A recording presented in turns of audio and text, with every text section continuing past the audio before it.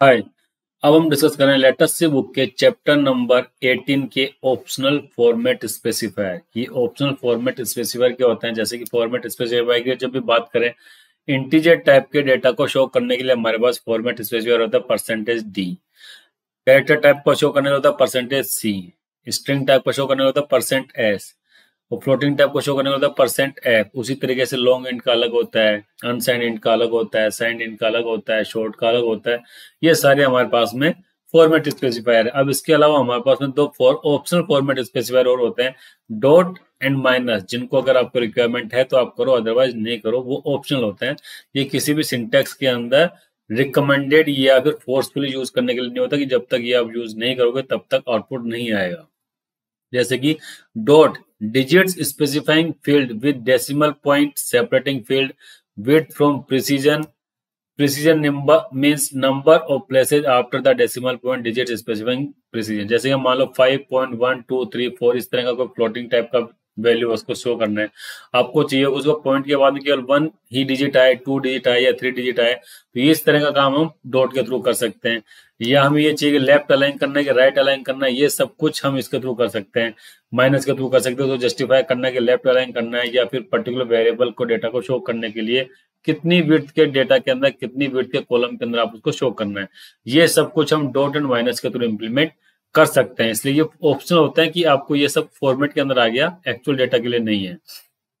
Example के लिए जैसे हमने लिख दिया वेट इज परसेंट 6D, यहाँ पे -6D लिख रखा है, परसेंट 20S, परसेंट FF लिख रखा है, 10.1F, 10.1F, ये सब कुछ एक प्रिंटअप स्टेटमेंट के अंदर अलग अलग कर रखा है। जैसे वेट अगर इंटीजर वैल्यू होती है, अगर परसेंट 6D ने लगे केवल डी परसेंट डी लिखते तो भी आउटपुट आता, -6D नहीं करके केवल डी करते तो भी आउटपुट आता। लेकिन अब जब हमने इस तरह के कुछ लिख दिए हैं, एंटर कर दिया, फॉर्मेट स्पेसिफाई कर दिया है, तो इसका आउटपुट एक अलग तरीके से आता है।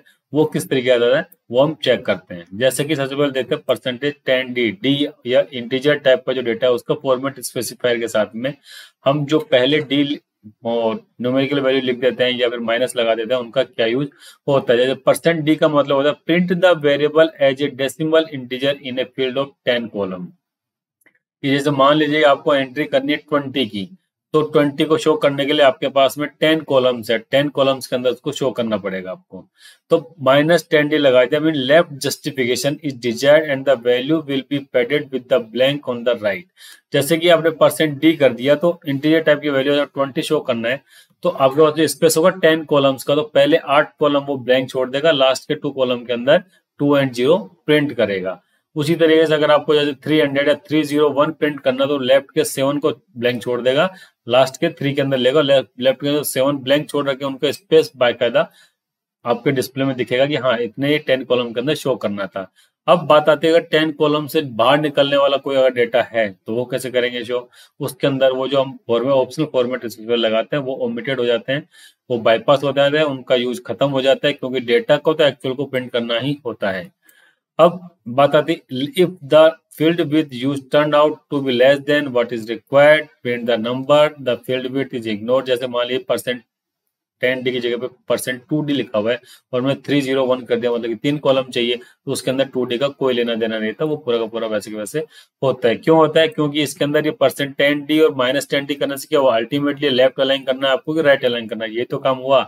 और लेफ्ट अलाइन और राइट अलाइन जब तक काम करता है जब तक कि आपके पास में कहीं कुछ ब्लैंक छूटा हुआ है। अगर आपके पास ब्लैंक ही नहीं छूटा हुआ तो ना तो लेफ्ट अलाइन काम करता है ना ही राइट अलाइन काम करता है, वो आपका जैसा डेटा वो पूरा पूरा डिस्प्ले हो जाता है। जैसे कि हमने यहाँ पे पूरा प्रोग्राम दे रखा है कि वेट की वैल्यू 63 है, तो इंटीजर वैल्यू। अब जब फर्स्ट में बोला गया %D, मतलब कि डायरेक्ट इसने प्रिंट करा। %D मतलब कि 0 है, कि मतलब 0 के अंदर इसमें 0 में तो कुछ करना नहीं है, तो केवल 1D है।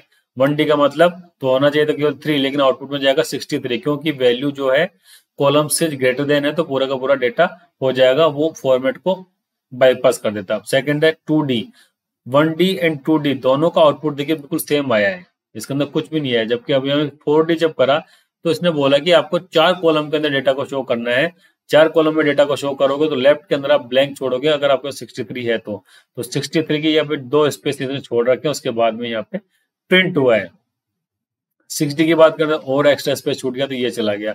उसका जब -60 की बात करें तो देखिए इसने लेफ्ट अलाइन कर दिया है, राइट के अंदर स्पेस छोड़ा है, जबकि इसके अंदर पहले स्पेस छोड़ा है और उसके बाद में प्रिंट कर रहा है। तो ये हो जाता है माइनस का यूज करना। माइनस क्या करता है, लेफ्ट से जस्टिफाई कर देता है, अगर माइनस नहीं करवाते हैं तो राइट से जस्टिफाइड रहता है। वेट 1D करा तो एज इट इज प्रिंट होगा। स्टेटमेंट 1, सेकंड और लास्ट वाले का बिल्कुल सेम आउटपुट है, क्योंकि तीनों एक जैसा काम कर रहे हैं। क्यों? क्योंकि 2D तो बोल दिया कि 2 कैरेक्टर या 2 डिजिट है तो वो एज इट इज प्रिंट हो गया। 1D है और डेटा हमको 2 डिजिट का प्रिंट करना है, तो ये अपने आप इसको ओवरलैप कर देता है, जो डेटा वो शो होगा।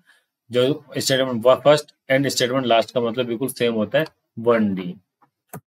अब चलते हैं सेकंड एग्जांपल है कि परसेंटेज 10.1f। 10.1f क्या करता है, specify that A float be printed left align with in 10 column with only 1 place beyond the decimal point. जैसे कि हमने यहाँ पे करा हुआ %10d, तो इसका मतलब कि लेफ्ट आपको 10 ब्लॉक के अंदर 10 कॉलम के अंदर डेटा को शो करना है।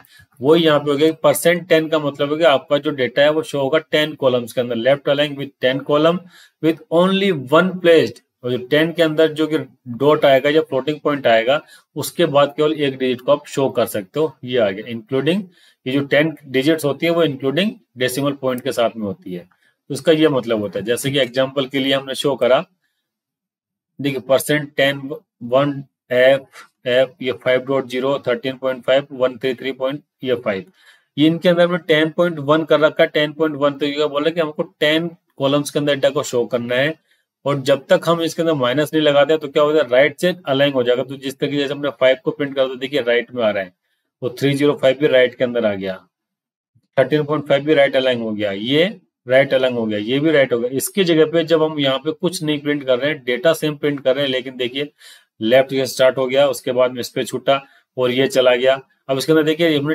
10.1 कर रखा, तो डॉट के बाद में केवल और केवल 1 ही डिजिट आ रही है, जबकि इसके अंदर कुछ नहीं कर रखा। तो जो फ्लोटिंग के अंदर जितने डिजिट होने चाहिए तो उतने डिजिट इसने ले लिए कि 4 4 5 5 इसने शो कर दिया। दूसरी बात, 5 डॉट को शो करने के बाद में बिल्कुल स्पेस छोड़ करके डायरेक्ट उसने स्टार्ट कर दिया, जबकि इसके अंदर हमने बोला था 10 कॉलम्स के अंदर होना चाहिए, तो 10 कॉलम आया।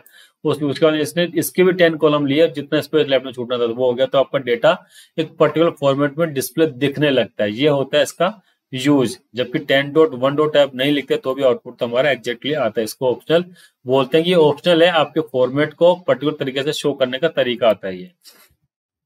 अब आ जाता है स्ट्रिंग के अंदर की %20s -20, तो 20 का मतलब तो क्या हो गया, माइनस का मतलब होगा जस्टिफिकेशन के लिए। देखिए %20 reserve 20 columns for printing a string and then print the string in these 20 column with right justification.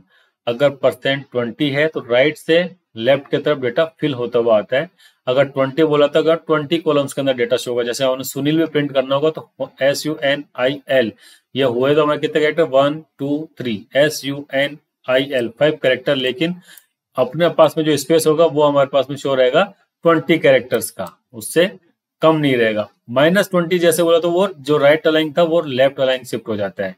और 20.1 का बात हुई थी कि 20.108 would have mean left justify the string in 20 column and print only first 10 character, कि आपको 20 columns के अंदर तो डेटा को शो करना है, लेकिन जो स्ट्रिंग आपने जो भी पास करेंगे उसके पहले 10 कैरेक्टर को आपको प्रिंट करवाना है, तो इसको इस तरीके से शो करते हैं। इस तरीके से आप बोल दिए कि सब स्ट्रिंग निकालने के लिए आप इसका यूज कर सकते हैं, निकालने के लिए नहीं, केवल प्रिंट करने के लिए। जब वेरिएबल में डेटा स्टोर करेंगे तो इससे नहीं होगा, इसके अंदर केवल विजुअल डिस्प्ले यूनिट के अंदर आउटपुट देने का ही ये काम करेगा। ये हो गया % ऐसे स्ट्रिंग के साथ में। ये एग्जांपल ले लेते हैं, जैसे कैरेक्टर फर्स्ट नेम के अंदर हम डाले सैंडी, मालिया, अजय कुमार, गुरु बख्शनी। देखिए दिखेगा %20s 20 कैरेक्टर 20 ब्लॉक के अंदर होना चाहिए, तो ये 20 ब्लॉक के अंदर राइट अलाइन होकर के सैंडी इसने प्रिंट कर दिया। वैसे मालिया के अंदर भी इसने प्रिंट कर दिया वैसे का वैसा। अब 20s/n उसी तरीके से इसने ये प्रिंट करा 20 ब्लॉक के अंदर हुआ। अगर हम %20 नहीं लिखते तो ये यहीं से प्रिंट करना शुरू कर देता लेफ्ट से, और ये मालिया बिल्कुल उसके साथ में चिपक करके आ जाता है। जबकि अब हमारे पास में पर्टिकुलर स्पेस छूटा हुआ है जिस तरीके से हमें शो होना चाहिए था। तो इस तरीके से फॉर्मेट स्पेसिफायर जो ऑप्शनल होते हैं, ऑप्शनल होता है डॉट एंड माइनस इनके साथ में जो हमने लिखा है कि डिजिट्स के साथ में कैसे काम करते हैं, ये फॉर्मेट स्पेसिफायर जो कि ऑप्शनल है, जो कि हमारे आउटपुट को फॉर्मेट को बेटर तरीके से शो करने का पैटर्न होता है या शो करने का तरीका होता है। Okay, thank you. अगर अभी तक आपने चैनल को सब्सक्राइब नहीं करा है तो चैनल को सब्सक्राइब जरूर कर लीजिए। Thank you very much.